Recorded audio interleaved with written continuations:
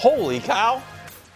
I didn't realize that. I'm sorry. You were just chatting. I thought you were doing a bit. No, I thought. I wish I was. You know what? I was lost. I was lost in the sauce. I know what he was doing. He was setting a reminder for the second Thursday of You football threw me all season. off. See, this is a sign. Watch party. This is a sign. Nick redid his living room. Yeah. Looks nice. I did it for you guys, for the show. Because he wants us to come over and watch Football the together. games with him. Because you because said we that, only spend. I've done it. It's fun. Yeah. You It's a said good time. you saw the videos I've taken from there. You said it was too narrow of a room. Well, yeah, you were right on top of the It was screen. tiny. It was, and so I moved. I did a whole thing.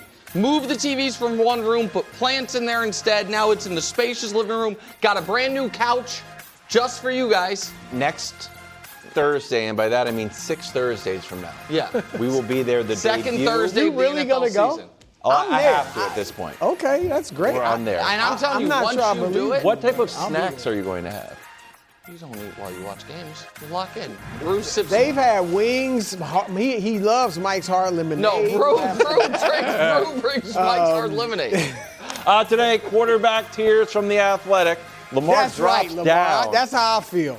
to tier I saw 2. But this is, of all the quarterback rankings, this No, is the look, nicest thing. props. That's all true. right. The other ones, Yeah, he's a up in lot the more 70s. accurate. Meanwhile, Kevin Durant on this year's He's Sixers letting this team. go.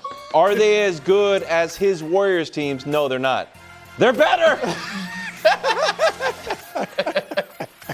That thing really bothered me. Now yeah. we're finding out how much it really bothered. Finally, Purdy and Caleb have the same exact ranking, but who's going to have Nick the was better stunned year? at how high Purdy was ranked. No, I was not. You've never had him It was that very high. complimentary to Purdy. 11? You've never had him like 11. Yes, I have not, but I'm not stunned. He's not that 11. a lot of yeah. things- I think there's several ties in there. No. No, It was what? he's the- two? Because He was Drake the and second? Josh. Yeah, but then they skip a number. Yeah, They're they tied skip, for so 8th. he was and so the next legit I was so person- locked in on. Are you?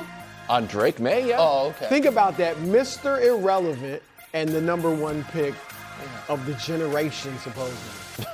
I mean, That's one way to look something at like it. that. That is one way to look at it. It's They're not tied. Chris Broussard, Kevin Wildes, who has to go to Nick Wright's house, and Nick Wright. wrong. Has to? Yes. Gets to. My dog won't bite you like your dog bit me when I just would try He's a good let judge my of daughter use the character. bathroom. We start in Kansas City. The Athletics' Mike Sando releasing his 2026 QB tiers at number 1. A guy who was a 3-time Super Bowl champion. Also a guy who won 6 games last year. Patrick Mahomes, not unanimous this time. Only 49 of the 50 voters have him as a Tier 1 QB, with one defensive coordinator saying, I know no one sees this list, but no one wants to be the one that takes the number 1 off of Patrick Mahomes. He's earned that. Yes. So does Patrick Mahomes still deserve to be number 1? So, as we talk about this list, I just want to make sure the audience understands it. All people do is vote Tier 1, 2, 3, 4, or 5, and then Sando turns it into the ranking based on the lowest number is the best. And so, he obviously deserves to still be a Tier 1 quarterback. The question we're asking is, does he still to be the most Tier 1 quarterback? Yeah. He has the best vote, the number 1 in the league. And my answer is twofold. The first one is about the missed opportunity for the other guys. And the answer is yes, because they couldn't capitalize. Mahomes had, and you guys were right, that the Super Bowl did puncture the Chiefs' invincibility. The Super Bowl lost to the Eagles, even though it was the 3rd straight Super Bowl, trying to three-peat unprecedented. Because of the fashion in which they lost, it did have a knock-on effect, along with a lot of other things that all of a sudden made Mahomes' standing potentially wobbly. And so I look at it as the rest of the top 5 could have last year supplanted him had they played their best or done the most possible. If Lamar, after 2 amazing regular seasons, had even just a fine regular season but finally got it done in the playoffs, I think he's unanimous, what Mahomes had been previously, all first-tier votes. I think that Burrow, if he had stayed healthy all year, he was tied with Mahomes a year ago with 50 Tier 1 votes. He and Mahomes were tied for first. If he had stayed healthy and played great, finally got back to the playoffs. If Stafford, honestly, I thought he played great all year. I thought he played great in the playoffs. I think had they won the Super Bowl, he would have been a unanimous number one, which would have supplanted Mahomes. If he wins MVP and wins the Super Bowl, and all Josh had to do, I don't even think Josh had to win the Super Bowl. I think all Josh had to do was get there and not have moments from the playoff loss stick out in your mind cartoonish, the one in particular that cost him a couple votes. And so the other guys didn't take advantage of the opportunity, and Mahomes' resume, which we can talk more about in a bit, does speak for itself. So yes, to me, unequivocally, there is nobody else that you could make a real rational argument except for maybe Stafford. I would listen to Stafford, but I think Stafford gets dinged because of the age, that they deserve to jump him last season if they all went into last season trailing him. No, look, I agree with that. I understand it's kind of a what have you done for me lately element to this poll, but Mahomes, I think he's earned the benefit of the doubt. Having won 3 Super Bowls in the last 7 years, been to 3 in the last 4 years. I think he's earned that benefit of the doubt, but I think this is his last year, at least for now. Obviously he's only 30, so you don't think he's going to fall off or has fallen off. And I think this is the last year that he will have that benefit of the doubt as the best quarterback in the league without either a fantastic individual season statistically like he had earlier in his career, or just keep winning and get to the Super Bowl or even maybe the AFC Championship, but a deep playoff run, if not a Super Bowl run. If he has that and his numbers remain kind of mediocre for him, he still could end up being number one because that's been 3 years running. Bieniemy is back as the OC. You got a running game now with Kenneth Walker III. Mm-hmm. This, to me, will be the last year he kind of gets that benefit of the doubt without playing spectacular football. I agree with you that nobody grabbed it, right? Like Josh obviously blew it. Let's just keep it real. Not only blew his chance to pass Mahomes, but he blew his chance to get to the Super Bowl. I mean, flat out blew it, all right? 4 turnovers, in the game that they lost against Bo Nix. Bo's a good quarterback, but I'm just saying. Bo Nix. And then Stafford is 38. And Stafford wasn't great in that game against Chicago in the playoffs. They won, but he had completed fewer than 50% of his passes, no touchdowns. So he didn't exactly reach out and grab it. And obviously, Burrow, was out more than half the season.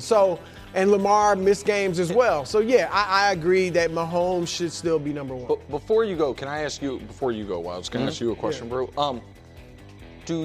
For you, Chris Broussard, is it possible that Mahomes has what you would consider a great individual regular season without having great individual numbers? And where you watch the games and you feel like he's playing awesome and the numbers aren't there? Because I think last year he had some moments like that where it was like he's just playing really well, but numbers are real. Like, numbers are real. So the year that I would like comes to mind for me actually is the never a doubt year. The year they lost the first game of the year to the Lions. When the drops where you watched the games and Mahomes, his numbers it was the first pedestrian statistical season of his career. And it felt like, to me, he was playing as well as he did the year before. It was so easy well, to a lot of that was you Yeah. could see, too, the guys were dropping passes and stuff. So, but I hear you, because I thought, like I said, we talked about it. He was the MVP favorite at one point last year. His numbers weren't sky high, but so that's why I say if he wins, he's going to be the reason they're winning. And so, but the numbers are real, too. Sure. I think I don't want to say saves him. He's just a great quarterback, obviously.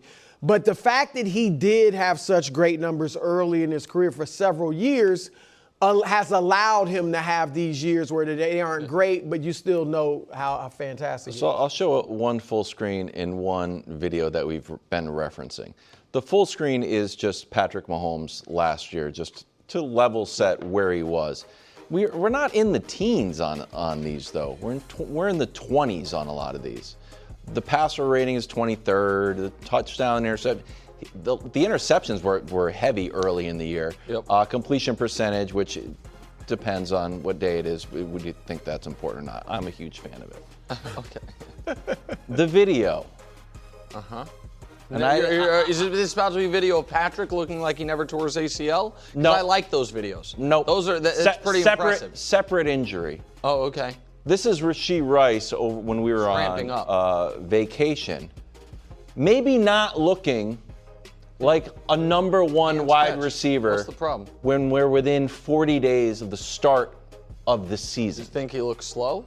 I think he looks un-Rashee Rice-like. It didn't look that smooth. So I don't know, as much as we talk about how great Kenneth Walker is going to be, I'm not as confident in the receiving core, which was shaky to begin with. You should not be confident in the receiving core. So then how am I going to be able to judge Mahomes' Well, that's why I asked Brew. Because I think the Chiefs are going to win 12 games. I think Mahomes is going to look like a player by week 5 that never tore his ACL. And I think and listen, Eric Bieniemy is currently away from the team because of the tragedy involving his wife. I don't know when he's coming back. So that's a real life devastation. Yep. But it does seem like they think he is, going to be back at some point, but who knows? I think assuming he's back, his addition helps. I think the health of the offensive line was the most underrated story of the Chiefs season last year. I think all of that will help. But I don't think 40 touchdowns, which it was, commonplace for him early in his career, is necessarily even possible with this current group of receivers. I think 30 touchdowns could be hard, it could be hard to come by. Now, different years, 30 touchdowns can come close to leading the league. That fluctuates year to year. But as far as the benefit of the doubt part, I do just want to level set something else as well. Historically and then contemporaneously. Because the only quarterback in the history of the league with more playoff wins or Super Bowl appearances or conference championship appearances than Patrick Mahomes is Tom Brady. He is second on all-time playoff wins, on all-time conference championship appearances, Super Bowl appearances. He is fourth behind Brady, Montana, Bradshaw in Super Bowl wins. And how that's him compared to when people are doing all-time rankings. Compared to the other guys in the top 5, if we show their just kind of big picture accomplishments on that level, we can show it to you. I mean, he has such a lead on the rest of the top 5. He's 17-4 in the playoffs. Allen's got the second most wins with 8. He's been to 5 Super Bowls. No one else has been to more than 1. And as far as the individual statistical excellence, again, nobody's got more MVPs than him. He's tied with them. I understand it feels like it was forever ago he won an MVP. We're going into the 26th season. He won his last MVP in 22. So it's 3 seasons removed from his last MVP. So I think it's reasonable that he has a big margin of error versus the contemporary field as far as who we think is the best, especially because, to Brew's point, he's 30. It is not now. If we were worried about the knee, and maybe some people are, I'm not. That would be a bigger reason for concern. But and when I say benefit of the doubt, it won't be that he's still a great quarterback. It's on this kind of particular ranking in particular. Is he the best? Yeah, is he number 1? That's what I mean, but not the top tier. All right, head down to Tier 2 where we find Lamar Jackson. He's got 22 Tier 1 votes, Brew, but 28 Tier 2 votes. One opposing coach saying he can't be special without the threat of the run. I think he needs to that was Nick. Be more active. Sound like my quote. I thought the same thing. When he does run. Used to be he would go and outrun you. Now he kind of goes, but he's not always moving with purpose. You guys think my side job's poker. My side job is I'm an anonymous coach. Are you okay with Lamar dropping to Tier 2? Well, and first, overall. Shout out to the coaches, executives, GMs, et cetera, who in this poll. I mean, he's top 5. Which I can live with that. What was he, 12th in the player poll or something like that? Yeah, I think 12th among quarterbacks, 69th overall. Yeah. So this is more like it. I do, however, the one guy I have an issue with him being behind is Burrow. Yes. And it's just because Burrow is not there, number 1. That's one of them. And I know you said, I think over the last 5 years, he and Lamar have played the same number of games. But the last 3 years, Lamar's only missed 4 games due to injury the last 3 years, and they were all 4 last year. Burrow's missed 16 in the last 3 years, so he's not available. That's number one. Number two, he has Jamar Chase and T. Higgins. Well, the best duo, maybe outside of Dallas, in the league, all right? And we just talked about Mahomes not having great receivers to throw to.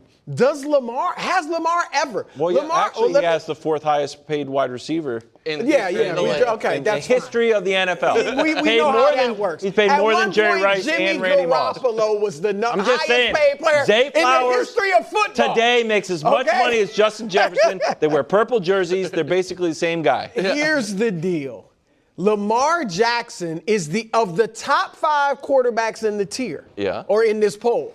He's the only one who's never had an all-pro receiver. And we know his lone Pro Bowl receiver, Zay Flowers, is not close to Tyreek Hill and Jamar Chase and Stephon Diggs and Puka and Devontae and Cooper Kupp. All right, that's the quarterbacks that the other 5. So he has never had a great receiver to throw to, all right? Beyond that, Nick, here's something this is why I think he should have been Tier 1. Look at, these are from their careers. Despite, again, never having that elite receiver like the others have had, he's number 1 among the top 5 in passer rating, touchdown percentage. He doesn't throw it as much as everybody else, but he throws more touchdowns, per capita, so to speak, than the rest. And yards per attempt. See, I know Nick like all these stats. He knows are legit. That's a really good graphic. Just real quick. You don't think touchdown percentage is legit? I'm not into touchdown percentage the way you are. The yards per attempt, though, I love. And so that rating is legit. Absolutely. And so the only one there that I am, because I do think he doesn't throw it as much, and so I think touchdown percentage, and I think I value raw yards more than you do. Yeah, he's never that high because, again, he doesn't throw it as much. But beyond that, here's some more stats. Okay, great. Look at this total touchdowns in the last 3 seasons. These are, again, top 5. I'm not throwing Purdy and Caleb and Jalen Hurts in there. Top 5. Hurts probably He's second. All right, now I know you're saying, but he runs. Okay, let's look at this passing touchdowns. He's second. More than Josh, more than Patrick, more than Joe Burrow. Again, I don't have a problem with Mahomes, Allen, and Stafford being ahead of him, particularly coming off this season.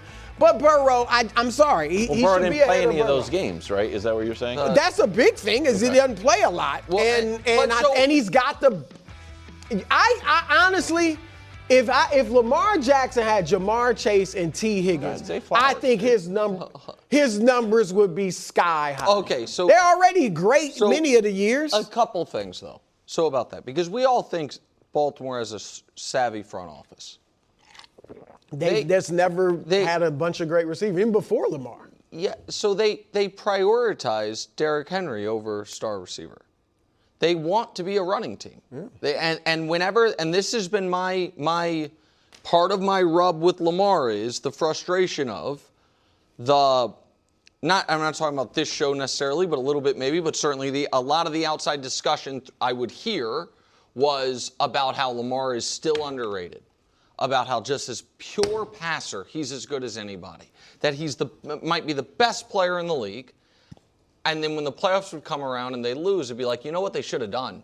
Run the ball more. Well, you know what they should have done? They lose to the Chiefs without Derrick Henry, and they're mad they didn't run the ball more in that game. Then they go and get Derrick Henry. And so I don't buy as much as you, Brew, the idea that Lamar has been bereft of. He's a one-man show on offense. No, he's definitely. But he hasn't had the star receiver. Yeah. Which is one of the reasons I didn't think we needed to put the Zay Flowers contract as its own topic, because I thought it would come up here. I think it is gobsmacking that the Ravens gave him that deal. I agree. And it is a sign that the Ravens think we do have a star receiver. You know what I mean? That we do have a guy that we drafted he was first round pick. That we drafted in the first round. Which, by the way, they drafted Hollywood Brown in the first round. They drafted Rashad Bateman in the first round. They've spent a lot of resources. Bateman can't stay healthy. No. And Zay's good, But you would agree. I was shocked by the number. And so that to me is, but it is a further commitment to the idea. All right, Lamar, you've got enough, man. You've got Derrick Henry. We think you have a number one receiver. We got rid of the head coach, which, again, I'm not saying he made them do it, but I think he was happy about that. Sure. Am I okay with him dropping to 5? Yes, I'm absolutely okay with him. I'm okay with that technically being Tier 2, given who is in Tier 1. Yes, with the asterisk of, I think the Burrow piece is tricky. I also think that you alluded to the stat that I have said a lot. If we just take since, the last 5 years, so I threw out Burrow's rookie year, which to be fair, he was hurt in, but Lamar came into the league before him. In the last 5 years, I think we have the graphic. It's a pretty simple graphic. They've been equally as available. And that, to me, it is tricky then how much we want to say Burrow is an injury risk and how much that means Lamar is an injury risk and how much that should affect Lamar's ranking. Now, it doesn't really matter for this conversation because Burrow's 4. You know what I mean? But one of the biggest knocks on Burrow is, but is you he going don't to be think, there? I mean, like I said, last 3 years he's been hurt 4 times as much as Lamar. And also his injuries seem to be, Lamar has had strange things. His injuries cold and sitting out, all types of stuff. Burrow's injuries seem more catastrophic. Yeah. But there's, eye of the beholder there. The quarterback who, unless something awful happens, is Burrow. Or the quarterback who hasn't had any catastrophic injuries, yet has missed a third of the season 3 of the last 5 years. You know what? It depends on how you look at it. I think that he is about right. I think if I were doing it, I would probably have him maybe 1 spot lower. But I think this is I think this is about fair and much more fair. I think in the player poll, Brew, he's 14th. Yeah, I think it's much more fair than some of these other polls. Wacky. All right, Ravens open up in Indianapolis. We're going to head to New England where the Super Bowl and MVP silver medalist Drake May is coming in at 8, tied with Jared Goff, and behind Lamar, Justin Herbert, of course. You got to just pencil Justin Herbert. Put that in. Herbert moved up. Of course. Herbert went from 7 to 6. Well, yeah, he should. But did you read of Herbert's Tier 1 votes?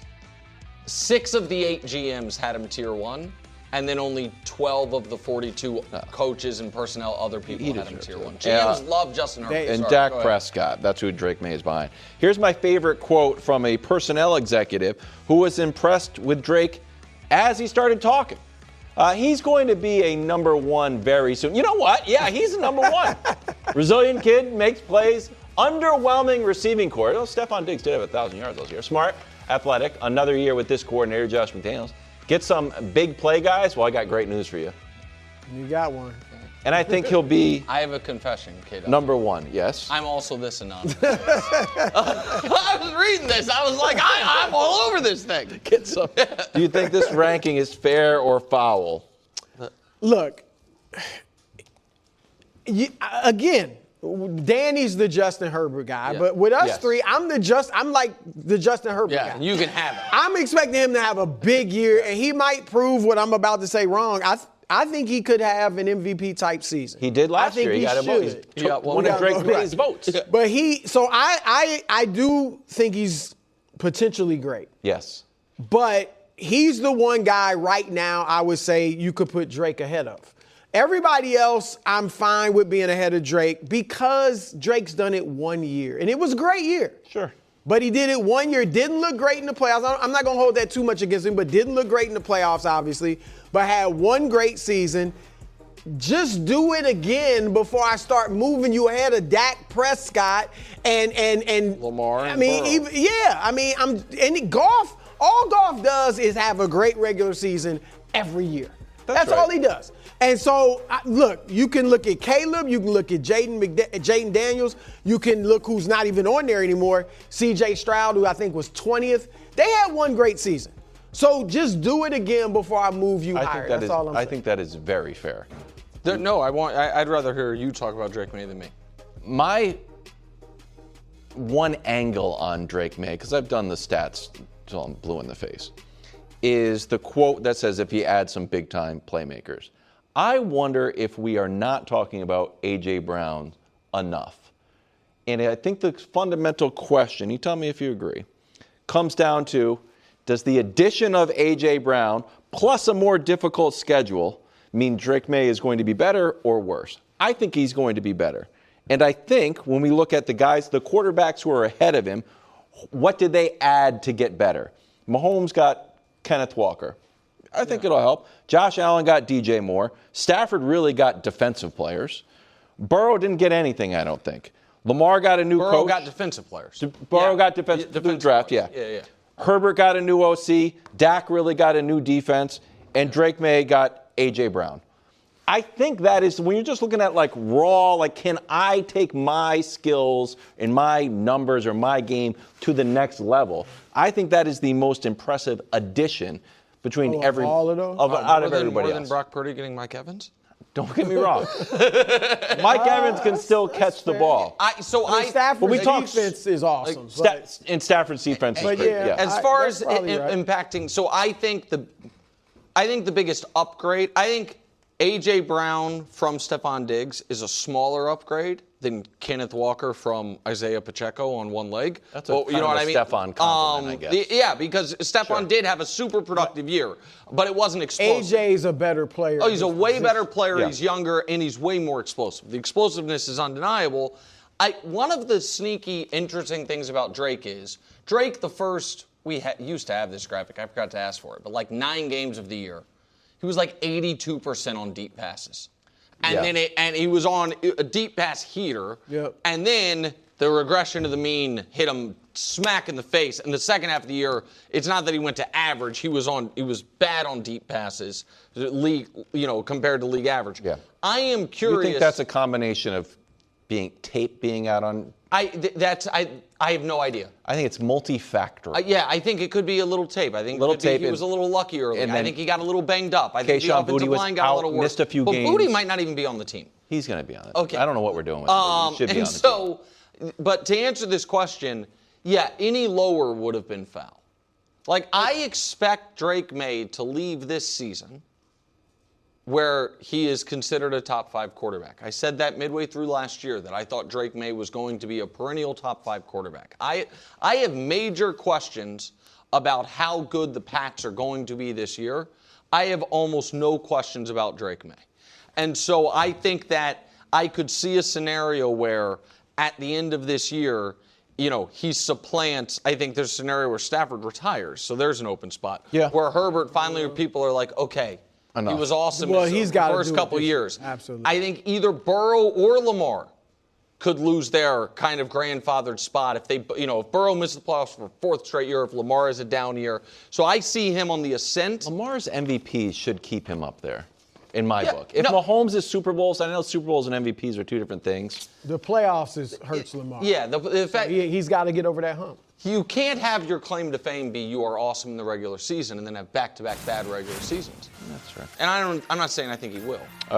Kevin Durant back to comparing the Warriors and the Sixers. That's next on FS1. Just saying one is clearly better. Sports Channel on Sirius XM. Check out the podcast and our YouTube channel. Always happy for the support from the comments. Comment of the day, bro. From Gregory J547, 18 hours ago. Bruce Theatrics.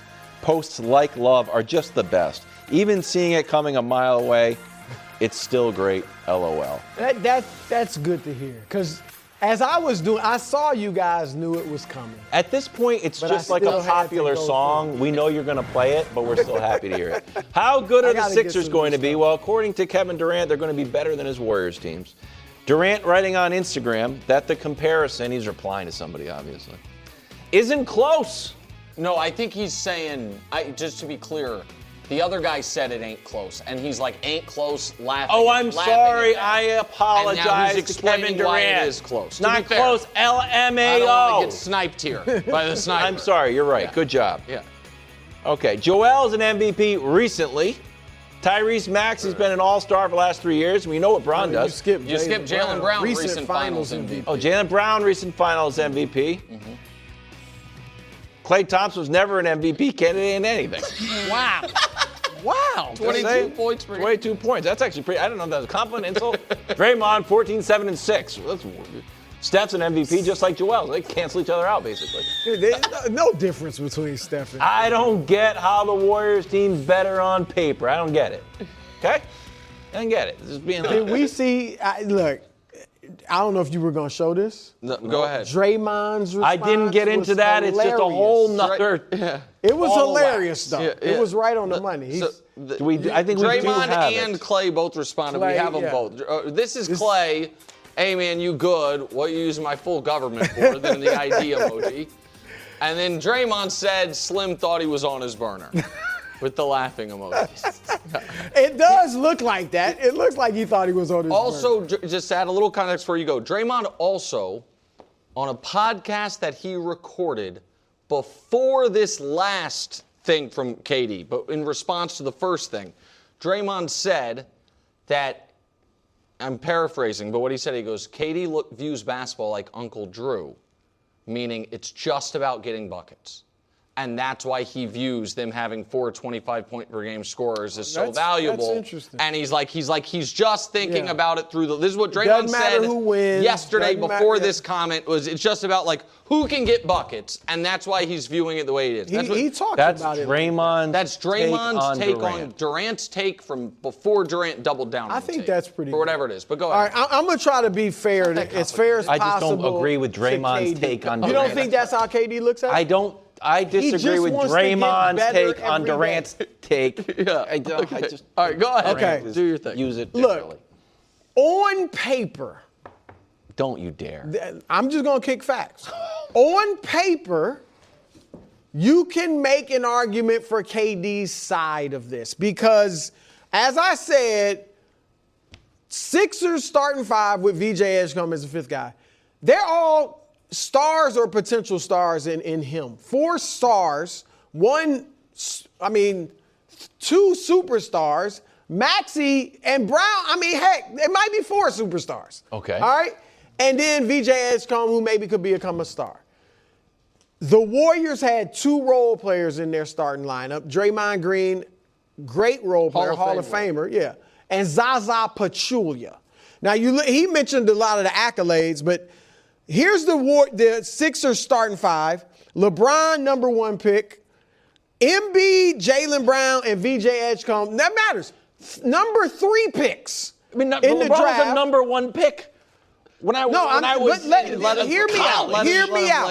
Tyrese Maxey, 21st pick. 4 first-round picks. Golden State, Steph, 7th pick. KD, number 2. Clay, 11th. Draymond and Zaza were second-round picks. So what I'm saying is that the way I believe KD is looking at, I think your point was great from Draymond, but also is just straight paper. No context, no history, just straight paper, what they've accomplished and how talented they are. But, and I love this. This is my wheelhouse. I keep telling you, you don't just put a team together. You don't just grab 4, 5 great players and that's a great team. Then look at the Knicks that just ran through the league. They didn't, I don't even have to say that they don't have a bunch of blue chippers. So my point is just that, sure, on paper, literally speaking, you can look at what those guys have done, their talent, and say what you want to say. But as a team, they're not even close to what the Warriors were. The Warriors were way better than the sum of the individual parts. But they also, the other thing that I think you're alighting over a bit and KD was totally disregarding is where these guys were in their careers. Comparing Steph Curry in 2017, who was the reigning 2-time MVP, to Joel Embiid, who's played 40 games the last 2 years because he won an MVP 3 years ago, is ludicrous. Comparing the addition, and this is ultimately, KD, this is one of the reasons I like him, I think he might be crazy like a fox. I think this might all be one long, almost operation to get people to say what I'm about to say because I think deep down KD's been wanting people to say a version of this for his whole career. LeBron right now is not nearly as good as KD was 10 years ago. Yeah, no, And so we need to say that out loud. but that's the addition. You know, he's like, hey, they brought me in, but KD at 28. But he might be as good. Depends on who you compare him to. He might be as good as Draymond was. Sure, but that's not the new addition. I think he's comparing himself to that, and so I think the point Wilds made yesterday is the most valid one. It is wildly fascinating that Durant wants to keep having this fight. That it's been 10 years. He won his championships. He left there in sports heroic fashion, going out, on a bad leg to try to win a third straight championship, and tragically blew his Achilles. Never felt he got the respect or love or adoration that he deserved. Correct. And is still fighting that war. Because nobody, people are. No, that's not what I was going to say. I was going to say nobody in their right mind thinks there is an actual valid comparison between where the Warriors were in the summer of 2016 and where the Sixers are in the summer of 2026, and where Kevin Durant was in the NBA hierarchy in the summer of 2016, Correct. and where LeBron is in the summer of 2026. You're right, Brew, that some people are still throwing the Warriors thing in his face. But I can't imagine that happens to him a lot with people whose names he actually knows. You know what I mean? I think it's just people on the internet. He's proven that doesn't matter. Yeah, he doesn't He has care. a very egalitarian. And Yes. I respect it. It's like, hey, are you a long-term NBA journalist? Like, hey, did you start watching the other day? Are you in middle school? Like, everyone's opinion is valid. No, it's kind of cool that he's willing to go at anybody. That being said, to continue that point, again, this is a Kevin Durant story wrapped up in a Philadelphia cloth. How many of his decisions post-Warriors are rooted in trying to right this wrong, and has steered him down this wacky course of teams like, I'll show you guys, I'll play a joyless brand of basketball on my own in Phoenix, in Houston, in Brooklyn. It's like, man, you were on the Warriors and it was awesome. It was a gift to the basketball world. So I totally actually disagree with that last You don't think he was doing that? I think he was trying to recreate what he had in Golden State, but with the credit. Going to Brooklyn with Kyrie and immediately having them, getting James Harden, and then of all the places he could go to, going to Phoenix, fresh off a finals appearance with Devin Booker. Like, I think KD saw from a basketball perspective how he could exhibit his skills and how much fun the game can be when the other team can't simply focus on you. And so he was trying to recreate that to a degree, but in spots where if they won, nobody would put any buts about it. Yeah. And he just hasn't been able to do it. You know what I mean? Like, he hasn't been able to get over that mountain. But it is, I don't think anybody actually thinks Bron at 40, soon to be 42 in year 24, joining a team that hasn't been to the finals in a quarter century is at all similar. Again, if Bron had joined the Thunder, you would at least say, okay, they beat you in the playoffs. They won a championship the year before. They flirted with 70 wins. They have the reigning MVP. Just because he's not at the exactly, level but it still would have been, but Bron's 41 and you were 28. Titles. But it's... Guess what? It would have been awesome if he was on the Thunder. I would have hated it. I would have loved it. God. If he was on Spurs, I would have loved that. If he took Champagne's starting spot on the Spurs, Brew, would you have liked it?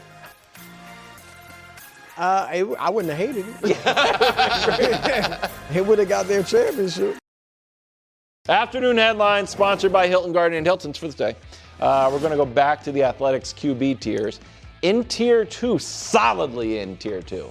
Hey, Can I say something about Tier 2? can you wait till KW? Go ahead and say it. Solidly in Tier 2. Not like flirting with Tier 1 like Drake May. These guys just dug in like a batter's box. We're Tier 2 quarterbacks. Mm-hmm. Brock Purdy and Caleb. Let's take a look at their seasons last year. Woof. 58% completion percentage by Caleb. But don't worry, he didn't get sacked that much. Brock Purdy's up around 69. Touchdown interceptions. Solidly in Caleb's favor. Solidly 27-7. And poor Brock Purdy only had 20 touchdowns. Everything else. 10 picks. What's going on there? Brock's Passer rating goes to Brock. Who would you rather have this year? First, your bonus take. Yeah, bonus bonus take. Sorry, take. early. Bonus. You know, people think of me as an NBA guy. I get it. That was years ago. That's like your Kevin Durant Warriors thing. No one says that anymore. But I have been saying for years, knowing I would get mocked by you two guys, because every time you mock me, that tier 2 is pretty big. Oh, it is for an pretty NBA guy. Pretty sizable, right? And all that's tier 2. This is too big. I'm just saying, courage, guys. the executives that run the NFL, the talent evaluators, the guys that build the championship teams are here like this with me. We are in lockstep. You can have a 2-time MVP and a Super Bowl MVP and a Super Bowl silver medalist up there with a guy who's never won a playoff game. Somewhat accomplished. Well, which guy you taking out? He's taking a bunch out. Tell me who you're taking out. I'm taking several guys out. Out of tier 2? Here's what I'm saying. Jaden, what I'm saying Caleb, is if this, I don't think we should reorder the list, but it should end after Caleb. After Caleb should be, like, you can't have, it should be 7 people maximum per tier. You can't have a 13-person tier. Like, Jaden on down should be a different tier. Now, you can argue that Darnold 2 Super Bowl MVP. I understand. No, well, you don't. Darnold didn't win Super Bowl. But go ahead. Myself do the top. and the other talent evaluators around the league disagree. This is great, guys. Okay. All right, anyway. Purdy or Caleb? I'm going to shock you guys. I knew it! What? Because he's worried about the substation eating more players. I'm going to shock you guys. While I do believe that Caleb's ceiling is obviously much higher. Wait. This isn't. Give me Brock. That's not shocking at all. Give me Brock. And here's why. Shocking. No. Because Caleb has a higher ceiling. Yeah, no. But I'm objective too. I know what I'm getting with Brock Purdy. I'm getting accuracy, 69%. Yep. I'm getting tight window throws. Look, Caleb, now he will throw more. He will also throw more interceptions than Caleb. There's no question. That's great about Caleb. And again, if Caleb reaches his potential, it's obviously better than Purdy. But I'm not sure he's going to do that. He's got a lot of stuff to work on. I know what I'm getting with Brock. I'm going to get Brock's passer rating for his career is 104. That would be number 1 all time. He needs 150 pass attempts to qualify for the all-time rankings. I can't wait for that graphic. So once he does, he will be number 1. Josh, put that on our calendar once he gets 150. Yeah, that's a few games into the year. So, I would take for this year. For this year, I would take Purdy. You think Purdy is going to be better than Caleb? Yeah, because I'm not convinced Caleb's going to make the jump. And you're maybe. Okay. Certainly more spectacular I would argue and a higher had upside. back-to-back bad years. And that's not a bad year. Well, missing half the year is bad. Well, injuries, yeah. Yeah, but that counts. But I mean, availability has to count. I'm assuming the guys are playing. I'm assuming the guys are playing. No, I understand, but what I'm saying is Purdy 2 years ago, we all agree had a down year. We can disagree about the reason why. We all agree he had a down year, and we debated about why they should have waited to pay him, all that stuff. And last year he was not, that available, and his backup produced exactly what he produced, almost to the number. Oh, he's a great backup. Sure, you're right. Mac is a great backup. I would definitively rather have Caleb. I also think, and I bet you guys agree, deep down Kyle Shanahan would rather have Caleb. I know KW hates this type of discussion or argument, but I love it, so we're at a stalemate. Let's do it. What happens if they trade a team? Well, I think it's that plus who would trade. The Bears would never in a million years, if the Niners called like, hey, straight up, Brock for Caleb, let's do it. Yeah. The Bears would never do it in a million years, even if it was only 1 year left on the deal. And so I think it's clearly Caleb. I'm very curious, and the reason I wanted it to be this specific question in 2026 to know what your answer is. This is going to be tricky. Yeah. Because I'm not trading teams. I'm not out here playing, imaginary stuff. Right, I'm in the real world. Right. I don't like either of these teams. As Ben Johnson said, the Bears are the #1 regression candidate. A little bit of schedule, a little bit of turnovers, a little bit of Caleb magic that might just not happen, winning several games in the last 2 minutes or overtime. Meanwhile, I'm looking for good news out of the 49ers. I'm actually on the hunt, trying to balance out the scale. I'm just anything. Cool highlights and weird and wonderful. Oh, Deebo Samuel's back. Okay. That's, I think, good. Mike Evans. He's also a little bit older, although he's a great player. Just Kittle, I'd like to see. Kyle Shanahan, I'd like to see being a full go. That would be nice. It's just. What's your answer? But you're talking about teams. What's your answer? What about the individual quarterback? What is your answer? I guess my answer would have to be the 49ers. That's not they're not an available option. Would you rather have Caleb or Purdy? That was Just Purdy. in a universe? In this season. That was Purdy. This season, I think the 49ers are going to be better. That is not the question. It's about the quarterbacks. Well, combo Mac Jones, Purdy. Live from New York, the show's already planning on a watch party for Bills Lions at Nick's house. I redid my entire house to serve Kevin Wilde's specific specifications. Brew had no problem. Brew's comfortable in the house with me, without me. I'm on a walk. I'm not. He'll leave if his team's losing.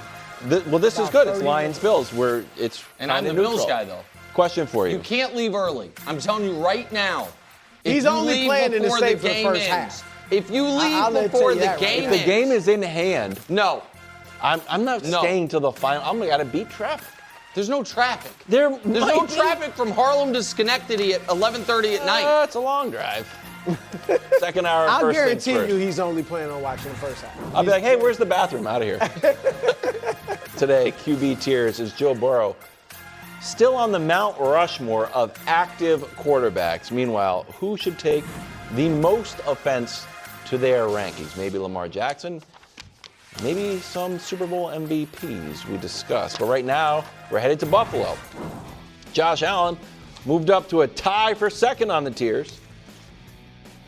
Moved up despite that play. But one NFL coach said his infamous play against the Broncos is what's holding him back.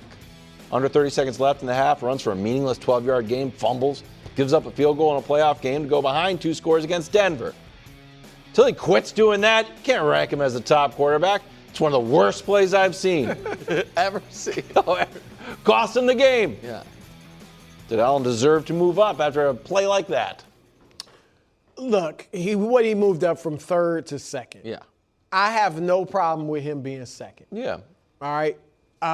But there's just nobody. It's kind of like we talked with Mahomes.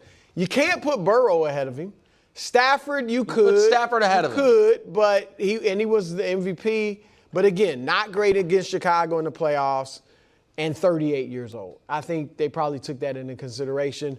Lamar obviously had a down year, and Mahomes, is still ahead of him. So I don't have a problem with him being number 2.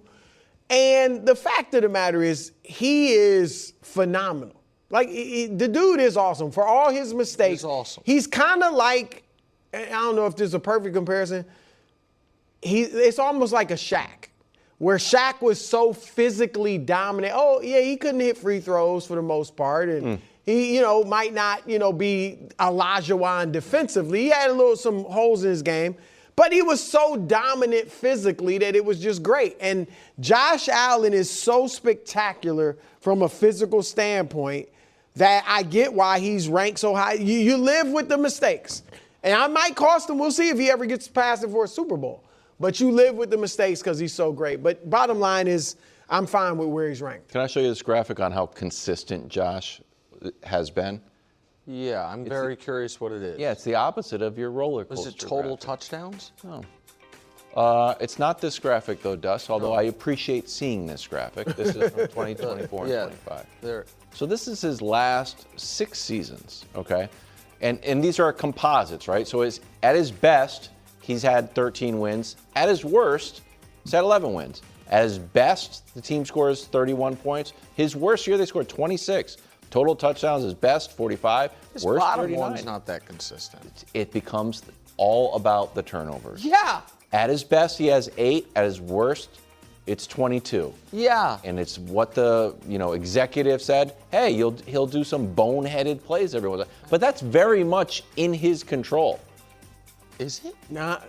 I mean, certainly. You know what? Let me ask you a question. I'm going to use this game is. I'm going to. You say that. I'm going to use without naming a lot names, of years. But I think we'll know who I'm talking about, and I say this lovingly.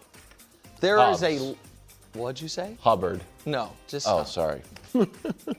There is a legendary former NBA player who we all love as a player, and I think some of us know a bit of as a person, who does broadcasting and who occasionally gets brought up as like, hey, could we have him on the show? And the answer is, yeah, you can't because you can't go live because he just can't help himself but to curse. He's just going to curse. He's great. People love him. But for our show, it wouldn't work because he's just going to curse. If I were like, well, he can just control that. He can just control it. Would you say? That's a fantastic example. Well, thank you. I appreciate that. And the answer is no. He can't. You would think he can, but he can't. He's not himself if he's not doing it. He's not himself, and then he won't be as special. He won't be as entertaining. He'll be thinking too much. He won't be himself. He won't be free. He won't be free. That's Josh. I mean, okay. Listen, I am in a weird spot here because I believe Josh Allen's second best quarterback in the league. He is ranked second in this poll, and I find it outrageous. Where do you want him? I think that if this was his last 2 years, that includes the playoffs, which is a little different than the graphic you accidentally showed, but we can show it. You shouldn't move up after that year to that year. When Matt Stafford won league MVP. So you think Stafford should have been ahead? Yeah. I think that when you have a 4-turnover playoff game that literally ends in tears and your coach being fired, you shouldn't move up. I think that unless there's a bunch of retirements, and so Burrow was ahead of him last year. Burrow moved down because he missed time. So be it. Matt Stafford's sitting right there. And I think there are 2 quarterbacks in the league that get evaluated differently than how I'm used to quarterbacks being evaluated. And it's Allen and Herbert. And there is such in different ways, and they're very different players, very different accomplishments, so much of the conversation with Herbert is on hypotheticals and raw talent rather than accomplishments. Yep. That is odd for a player who's been in the league, is going into year 7 or year 8, year 7.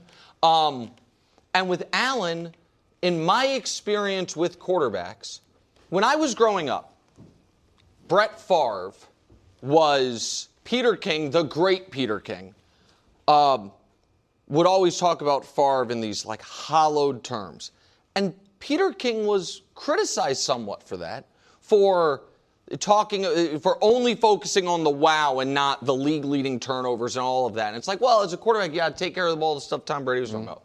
That is how everyone in the media talks about Josh.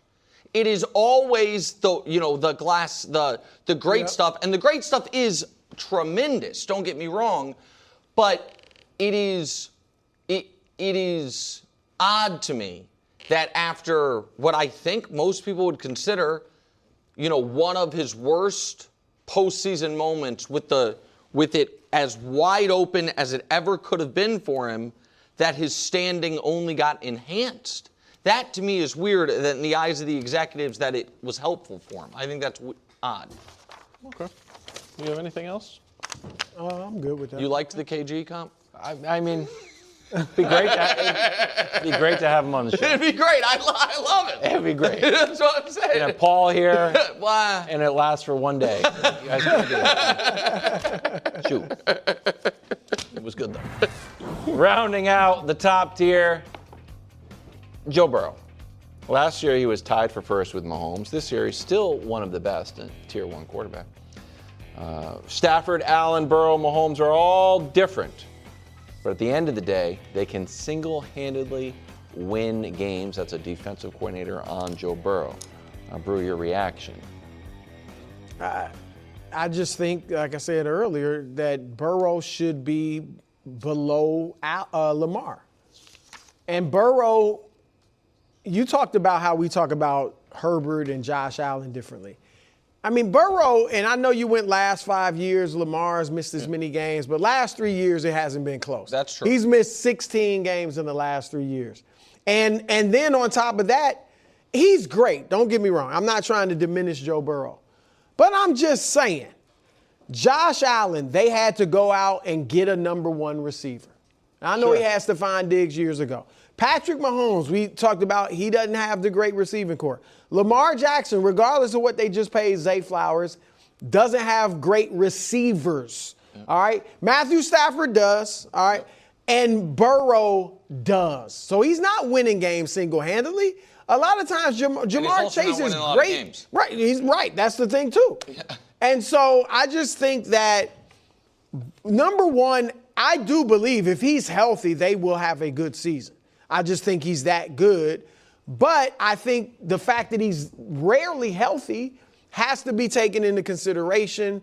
The fact that when you compare him to these other elite quarterbacks, has a phenomenal receiving duo. Yeah. That has to be taken into consideration. And again, I stand by. If Lamar Jackson had Chase and Higgins, then I think his numbers would be ridiculous. Do you want to As the president of the Quarterback Wins Club, we have to go and fight a lot of battles out here. And this one I saw, and I said, you know what? Give me my shield and sword. Okay, good. The last 3 years, he can single-handedly win games. He went 5-3, 9-8, and 5-5. Right. Those are his record as a starter. It's not the Bengals record; it's his record. His record. In games, the Bengals record when he played. Well, they won as much, didn't they, with Jake Brown? Jake Brown and Cabal. When they went 9-8 2 years ago, he went crazy.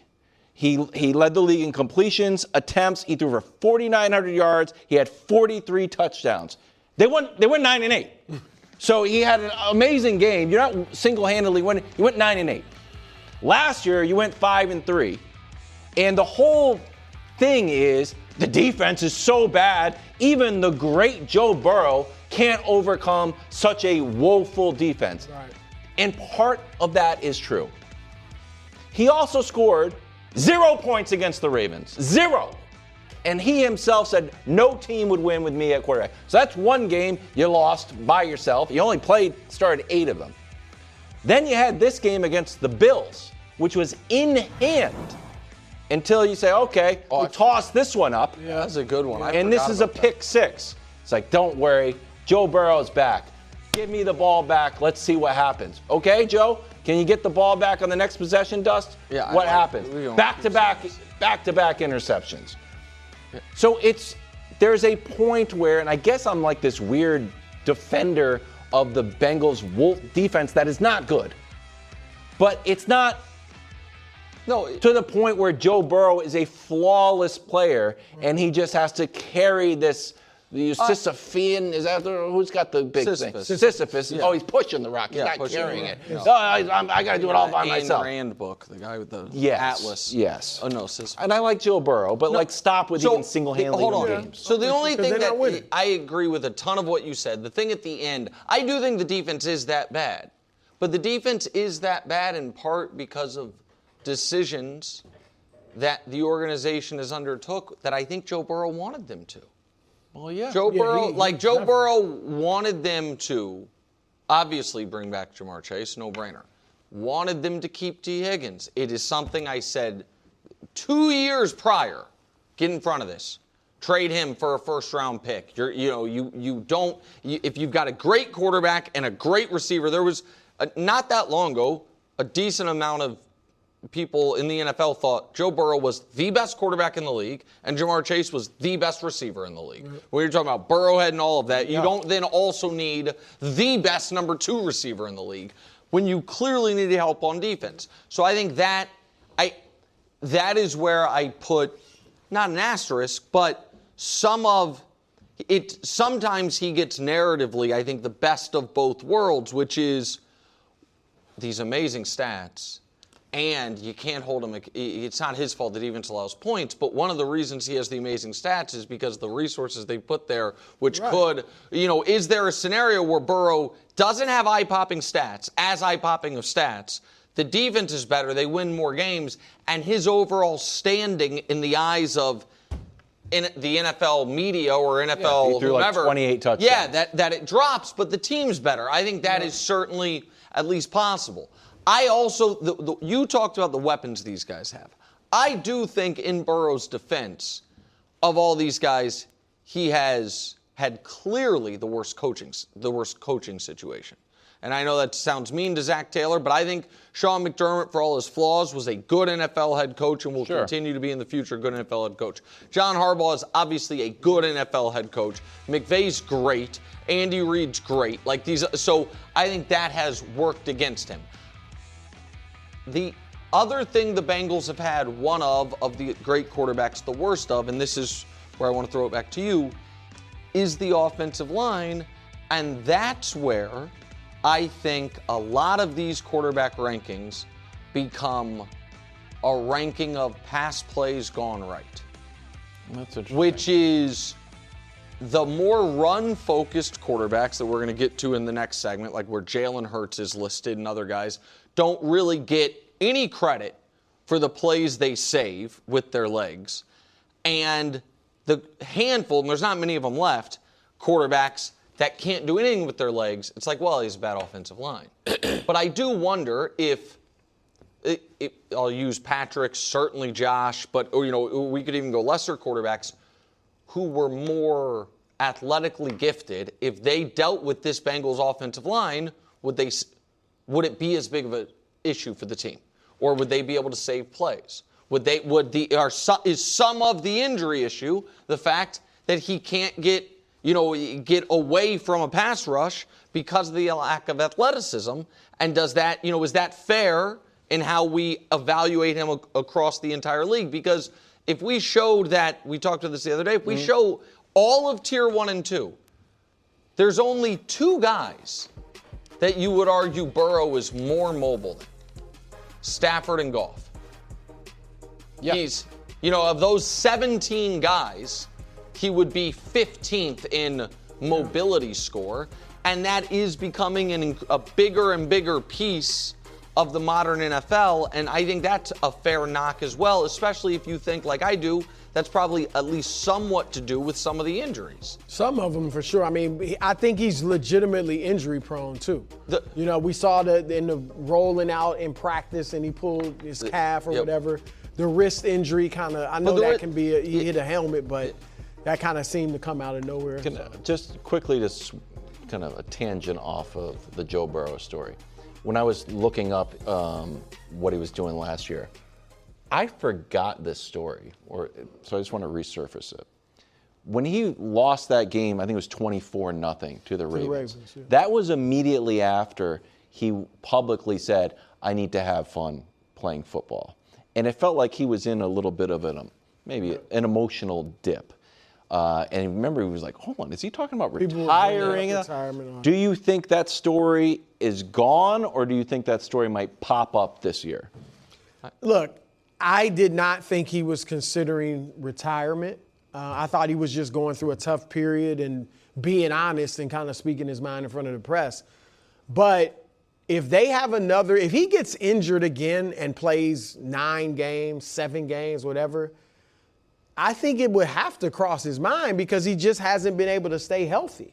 Or at least saying, get me to another team. But with the receivers he has, I'm not sure he's going to say that. So what I would wonder is if he is if it's more a 2 years ago situation, maybe not quite as good of numbers, but he plays the whole year and they miss the playoffs again.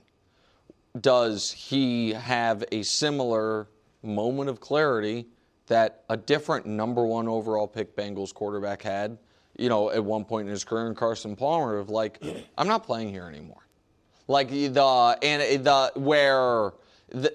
Or does the organization have the moment that a different number 1 overall pick who had crazy numbers but didn't win a lot for a historically dysfunctional organization, the Lions with Stafford.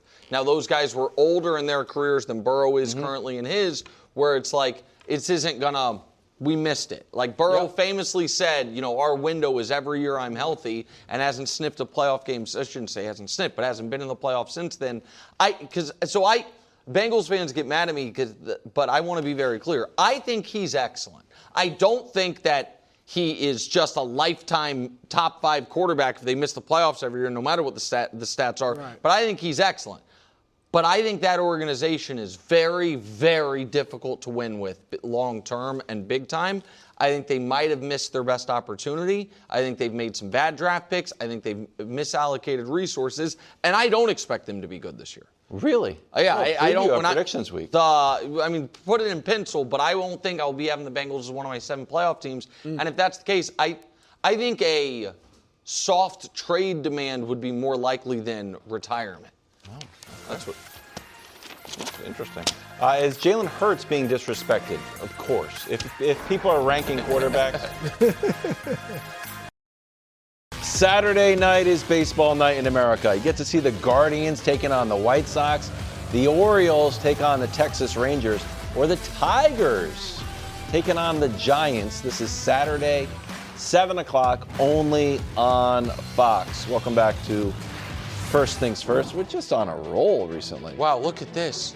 QB tiers for Mike Sando, the full list that Nick requested in the group text. Yeah. Dusty reluctantly made. He said, fine, I'll put it in the wall. So we're starting with Mahomes. We end with Shador. Read them all. We're not going to read them all, although I do like supporting our podcast audience. They don't know. Brew, what is your number 1 issue with these rankings? My number 1 issue is that Jalen Hurts should be higher. Great. Look, Jalen Hurts has only won a Super Bowl, and I get it, Darnold did as well, but he's been to 2 in the last 4 years, was the MVP of the game he won, was spectacular in both games. I know he had the fumble in the first loss to Kansas City, but he was still great. All right. He wins 11 or more games every year. Every year. Here it is. The guys in the last 4 seasons that have won 11 or more games, it's him and Josh Allen. So many of these graphics, Patrick's falling off. It makes me so sad. Yeah. Patrick's not there. There's so many of these graphics, but go ahead. Lamar, Joe Burrow, obviously, Stafford, none of them. All right. And then last year, and I know there were some ugly games last year. Yeah. But 25 touchdowns, 6 interceptions. He was 3rd in the league in touchdown to interception ratio last year, behind Stafford and Goff. I just got to give the man some respect because he's a winner. Some of that's, I think, go ahead. Sorry. Go ahead. And I have to put him ahead of Caleb and Jaden Daniels and Brock Purdy and Baker Mayfield and Darnold. I'm actually moving him. You're not going to like this, but I'm moving him all the way up right there behind Dak Prescott at number 8. And ahead of Drake May. Yes. Like I said, Jalen's done it many years. Let's see Drake do it another year. Do you want to respond to the Jalen stuff? No, because I'm a Jalen Hurts supporter, and I feel like while some quarterbacks get to ride a nice wave, that we have the surfing music on, you get to ride a nice wave of your accomplishments. Hey, I'm Joe Burrow. I threw for 4,900 yards a year ago. You just get to ride it for a while. Jalen Hurts wins Super Bowl MVP. He got to ride it for about 3 games.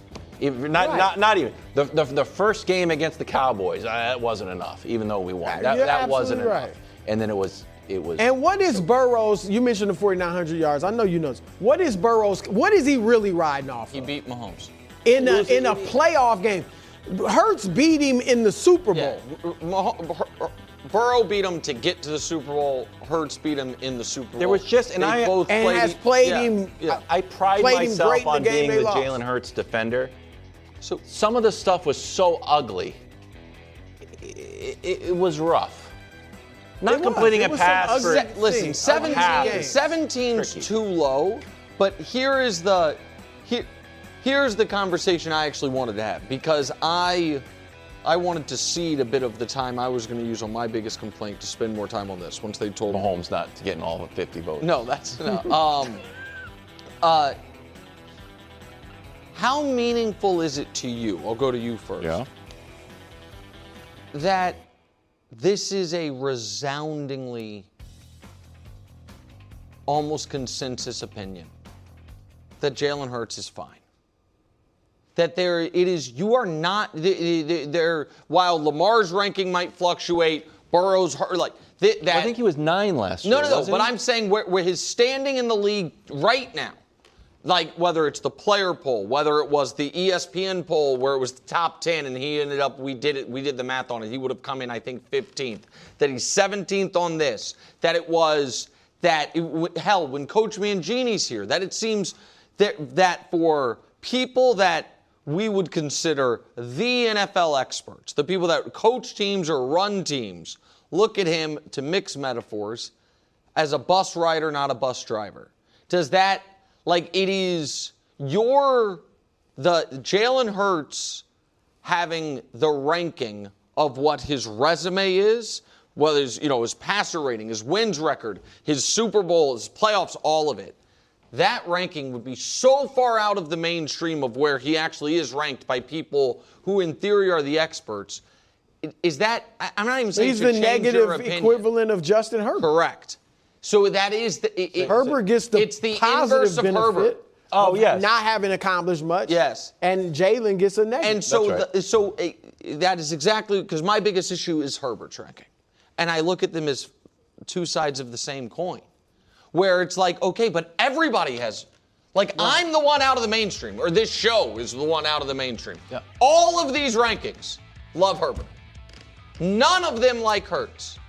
Oh, yes. It's because they look at, Lamar, I think Lamar can throw the football. They're looking at passing ability, period. That's what I think. And Herbert has great passing ability. Jalen is, to me, just a winner. He can throw. He's made great throws, but he's not the best passer in the league, obviously. He runs. He gets it done however he has to get it done. Yeah. But I think that's a big part of why he's ranked lower. This whole little group right here, Sam Darnold, who won the Super Bowl, the Prince, although we make fun of him, they won 13 really games, make fun of you. Fifth in MVP voting. Okay, yes. It's not nothing. Jalen Hurts has been to 2 Super Bowls, won a Super Bowl, and just because I knew you were doing Jalen Hurts, I did a little thing on Bo Nix. Wow. Someone needs to ride for Bo Nix because I think they're all cut from the same cloth. Here's the executive quote about Bo Nix. Just as easily as he can win games for you, he can lose games for you. Okay. I'd like to see it at some point if that's what you're going to say. Last year, full year, he lost to the Colts by a score of 28-29. Then he lost to the Chargers 20-23. And then he lost to the Prince in what might have been, outside of the comeback against Justin Herbert, I'd certainly say his best regular season performance, that win in Denver. One of them. From the he's Prince. had so many great ones. But No, I'm talking about in the pros, though, not going back to Georgia high school. Yeah. So he's had 3 losses by a total of 18 points. No one thought, if I came on and said, you know who's going to win the AFC West? Bo Nix and the Broncos. Right, Sean Nobody Payton's would the agree. only one who would have believed it. If I said, you know what, not only that, he's going to win the entire AFC, nobody would say it. And if I had another prediction, he's going to go into the playoffs. And you know who I think he's going to outplay? Josh Allen. Josh Allen. And he did all of it. So, but here's who you putting him ahead of? A lot of the guys. Who you moving him ahead of? Well, I don't want to have to put out someone else's candle. That's why they're on tiers. I'm going to put him ahead of But I'm interested in all those names. If you won the AFC West, I have to. Well, he won the NFC North. I don't think are you putting him ahead of Purdy? I'm sorry. Well, Bo Nix won the entire AFC. No, but he didn't. Drake May did. They had the well, number he seed. was number 1 seed. Gotcha. You're not putting him ahead of Hurts, thank you for shouting out Drake. Darnold. I appreciate it. Even though he had a bad shoulder. You're not putting him ahead of Hurts and Darnold. No, they're Super Bowl I don't think you're winners. putting him ahead of Brock. You Brock's might put him been ahead to of a Super Bowl. He might put him ahead of Baker. Yes, you got to be ahead of Jaden. So I wouldn't put him ahead of Baker. You have to. Baker's been good in the playoffs too when he's played. Yeah. So okay, I like big. That's the thing. I don't want to. Am I putting him ahead of Caleb? I'm just saying. I don't know. Are you moving him up at all? I don't know who you're putting him ahead of. So here is what I find, and it might just be, what do you call yourself, KW? The straw that stirs the drink? Yeah, I took that from Reggie Jackson, or Reggie Jackson took it from me. I don't remember which. Every single reason you don't believe in the Bears, aside from defense, but the regression reasons. Sure. And the pulling it out of the fire, and Yeah. how many times you were down, apply to the Broncos. But we showed those highlights that we were showing. If we could run that Bo Nix rip again, I remember all these games because I was in such. Oh, so that Colts game, as we mentioned, was a game they lost. We're about to show a highlight from the Chiefs game, which was the Chiefs game against Chris Oladukin on Christmas, one of the saddest games of my life, that they needed this was a last-second hold-on to win against the Chiefs, fourth string. The Washington game we're about to show is the game, remember, that Mariota came in and had a 2-point conversion to beat them and dirted it. Yep. There were this game here. It was a lot of skin of your teeth, crazy comebacks. It was the game. Who were they playing when they scored? Was it Giants, it was the Giants. Eagles. The Eagles game when they scored. Oh yeah. 23 straight or whatever it was. At the end of the game, they were down. Yeah, it's a little Caleb-y where it's like if you do it enough, do we start to push luck out? Right, but it is as far as what we think they're going to be.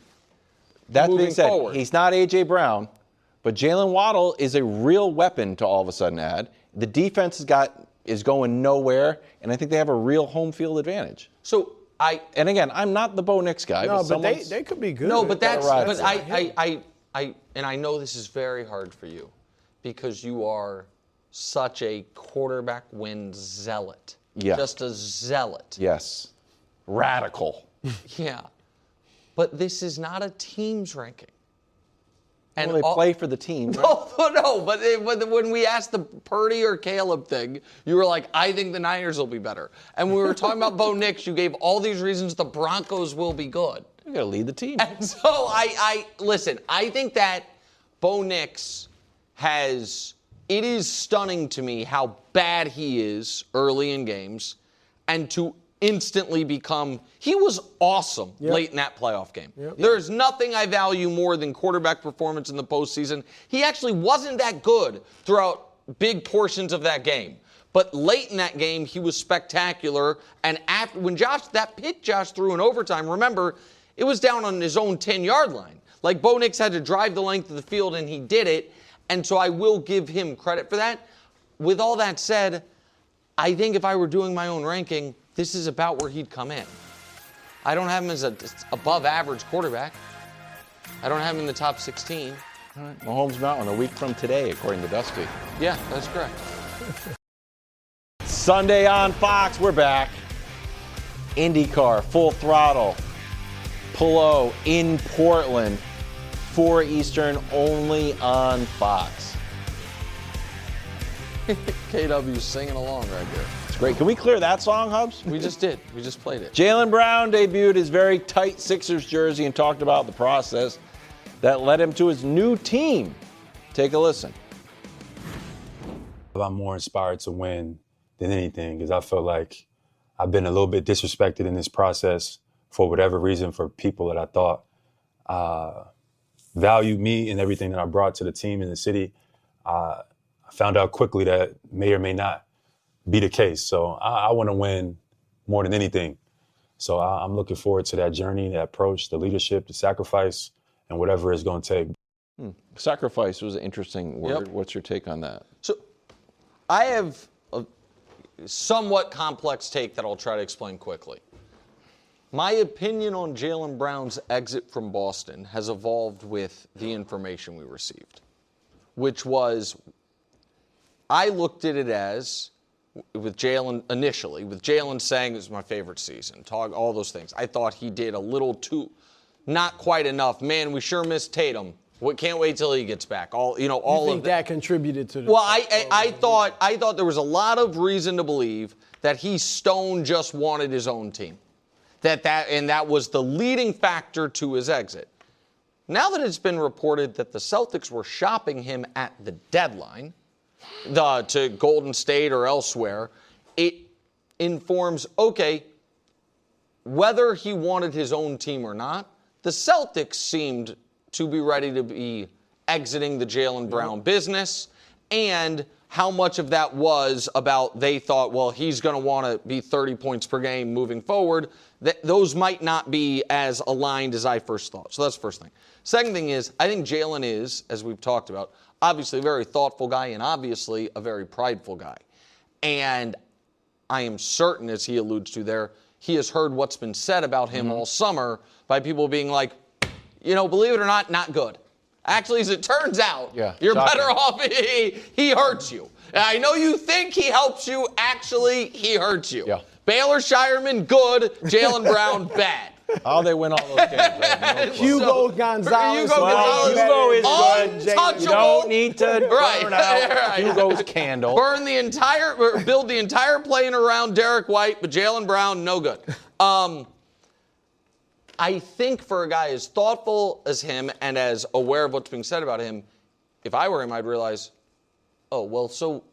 scoring, I just had my best statistical season ever, and people said I was no good.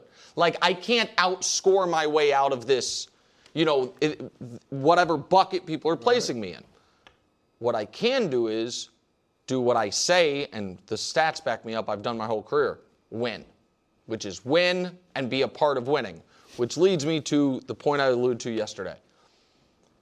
I think Jaylen Brown's I think the way for the Sixers to win the best is for Jaylen Brown to every night take on their toughest defensive assignment and to Jaylen Brown not have the ball in his hands a ton. Because he is of everyone in their starting lineup, I think he's the worst ball handler and the worst passer. I think those are the two weakest parts of his game. I think he's a plus in almost everything except for those two things. Mm-hmm. And so I think he will have to be willing to have the stats drop significantly. What is that? Tell me what that is. 21. Oh, 21. He only averaged 22 in 2025. Yeah, no, right. And so that's 23 I'm in saying I thought you were dropping him way down. No. Yeah, To drop, a little more than 20 points per game, and the usage drops significantly. Well, the usage has to. And drop, I think, in a weird way, at least temporarily, he might be totally fine with that as a way to be like, I'm going to prove everyone wrong for what, not that everyone was saying this about him, but what the kind of narrative had become about him quickly over the summer. I don't think winning, he's won his entire career. Yep. How many conference finals? 6 or 7? Yeah. At least 6 conference No finals. one's won more games. Yeah, since won he's come in the league. championships. He's got the most wins since he's been in the league. Look, every single star player on that team and then the role players, it's just what you do, has to they all should be in the mindset of sacrificing statistics to win. Mm-hmm. That's the only chance this has of working. And the guy that needs to set the tone is the 41-year-old, LeBron. He needs to go in there and preach two things. Sacrifice, it's all about winning, and defense. Because Maxey can be a good defender. He's got, obviously, all the physical needs he had to be one. Edgecombe has already shown some and can be really good. Brown is good and can do definitely. that. So LeBron needs to preach those two things to them. And they really need to have 4, I don't know if it's possible, 4 or 5 guys between 16 and 24 points a game. Nobody needs to be averaging more than 24 points a game, and nobody needs to be dominating the ball. These guys don't need Maxey to set them up for shots. They don't need LeBron to set them up for shots. All those guys can get their own shots. That's why I said move the basketball, egalitarian, have the players move, and whoever gets it, take it, and do your thing. That's how they have to play. I don't think Jalen's going to be happy if it's like, Jaylen, you be the role player. I wouldn't be happy. He's a star. When you're a star, you want to be a star. Yeah, I want to win, but I want to be a star. Michael Jordan said, I want to win, but I want to be the reason we win. Mm-hmm. And LeBron understands that as well as that fine line between, winning, but also being an individual star. He understands that more than anybody. He's done it all. He doesn't have anything else to do in that regard, but the other guys do. He has to understand how Maxey, Jalen, Edgecombe feel like, I want to win, Brian, but I also want to do my thing. So that's a fine line for all of them to walk. It'll be a hard chemistry test, and it's easier said than done. And if everyone's sacrificing and you're winning, sure. Yeah. But it will start to flare up. Lose 3 games in a row. Lose, 4 out of 5. And like, hey, Jalen, how's it going? You're only averaging, 17 in this last 5 games. What answer are you going to get on the stream? Well, on the stream is interesting. That part is interesting. I also think, I don't think they're going to have a bunch of lose 4 out of 5.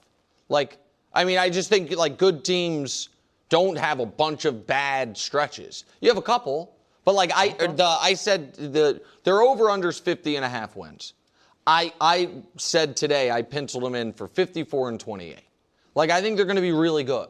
And so I think some of this will... You think they're going to be really good right away? Because it feels like sometimes we get enamored on this show when trades happen, free agent signings happen. We get a little bit excited and we on paper. Dame and Giannis. They should be able to win a lot of games. I just looked at it. I would have thought the Sixers, I was thinking about picking the Sixers to win the East before they replaced Dean Wade in the starting lineup with LeBron James. You know what I mean? I think Jaylen Brown, as good as Paul George was at the end of last year, I think Jaylen Brown's better than Paul George. I think that's pretty obvious at this point in his career. Maxey is at least still slowly ascending. He might have reached close to his prime. Yeah. Edgecombe's going to be a lot better. And this whole conversation, we haven't mentioned Embiid. I think they need Embiid to win the championship. I don't think they need Embiid to win 50 games. I do think dropping Embiid in is where it can get clunky, because you mentioned how all these guys can defend. Embiid used to be able to. Now he can't move as well. Right. Embiid can't do much without the ball. That's going to be Nick Nurse's biggest hurdle, is Nick Nurse figuring out how to incorporate. Because you saw last year they played totally differently when he's there. Because everybody else wants to run. Yep. Bron, as he's got older, wants to run more.